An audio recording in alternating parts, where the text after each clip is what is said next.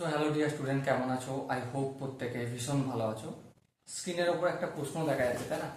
এই প্রশ্নটা আমরা মন দিয়ে পড়বো, বুঝবো, তারপর অঙ্কটা করার চেষ্টা করব।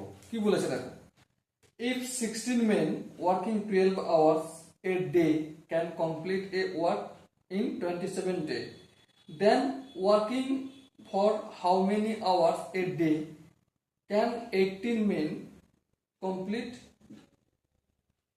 the work in 24 days? মানেটা কি? মানেটা এটাই যে 16 জন ব্যক্তি 12 ঘন্টা করে যদি প্রতিদিন কাজ করে, তাহলে কাজটা 7-8 দিনে শেষ হয়। ওকে, এবার কি বলছে, 18 জন ব্যক্তি, 16 জন ছিল, 18 জন ব্যক্তি 24 দিনে যদি কাজটা শেষ করতে হয়, তাহলে কতক্ষণ করে টাইম দিতে হবে। চলো, কি কি ইনফরমেশন পেলাম আমরা একটু লিখে নিই। 16 জন ব্যক্তি 12 ঘন্টা 27 দিনে কাজ শেষ করবে। কতজন ব্যক্তি?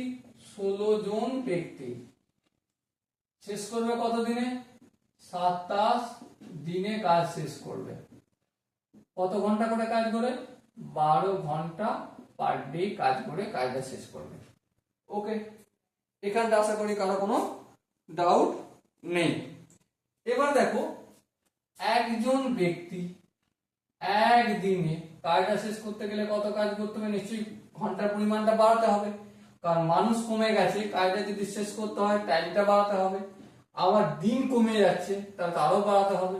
তাহলে কি হবে? এখানে মাল্টিপ্লাই হবে, 12 গুণিত 16 গুণিত 27, এতটা হবে। এবারে 16 জনের পরিবর্তে কতজন ব্যক্তি আসবে? 18 জন ব্যক্তি 27 দিনের পরিবর্তে কত দিনে কাজটা শেষ করবে? 24 দিনে। দেখো 24 দিনে আছে তো, হ্যাঁ 24 দিনই আছে। তাহলে 24 দিনে যদি কাজটা শেষ করে, তাহলে কতক্ষণ কাজটা করতে হবে? 12 গুণিত 16 ইন্টু 27। এবারে দেখো, একজনে যতটা ছিল 18 জনে, তাহলে 18 ভাগ হয়ে যাচ্ছে। তাহলে 18 ভাগ, একদিনে যতটা কাজ করতে ছিল 24 দিনে কাজ করবে, মানে এক এক দিনে 24 ভাগ। তাহলে এটা কি হবে? 24টা ভাগের আকারে লিখতে হবে।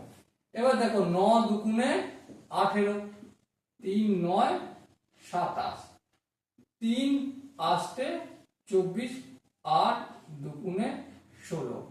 কিছু মিলে আছে? হ্যাঁ, 2 1 2, 2 দুগুণে 4। দেখো সে কি পেলাম আমি? 12 ঘন্টা পার ডে কাজ করতে হবে। Okay, so dear student, I hope তোমরা প্রতিটা স্টেপ বুঝতে পেরেছো। যদি কোনো স্টেপ বুঝতে অসুবিধা থাকে, ডাউট থাকে বা কনফিউশন থাকে, তার জন্য তো কমেন্ট বক্স খোলা রইল। ওকে, সো দেখা হচ্ছে পরবর্তী সেশনে। ততক্ষণ পর্যন্ত ভালো থেকো, সুস্থ থেকো এবং জয় হিন্দ।